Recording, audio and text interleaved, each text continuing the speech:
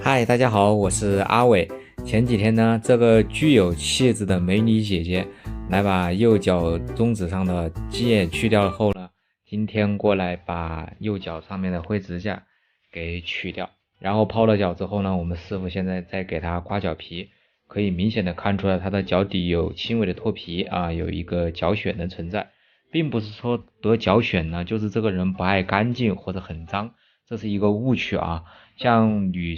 性得脚气呢，有很多的一个原因，比如说，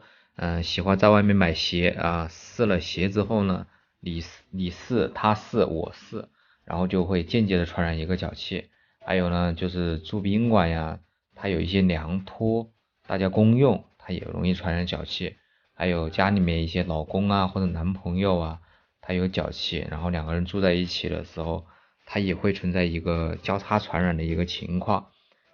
反正脚气很普遍嘛，大多数的人都会得过，它就是一个局部的真菌感染。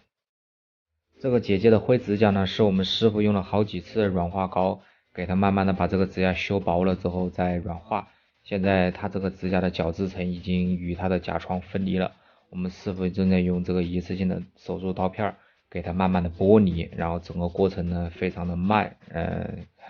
大家看的时候仔细一点，然后有耐心一点。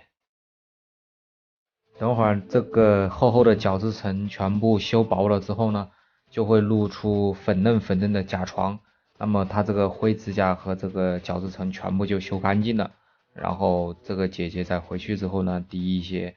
杀菌啊抑菌的一些产品，它的好指甲就会从里面慢慢的长出来。这个周期大概是3个月，长好了之后呢，就和正常的指甲没有两样了，你根本就看不出来它得过灰指甲。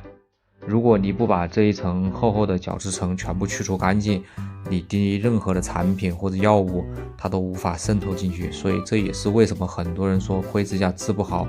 或者容易复发的一个原因。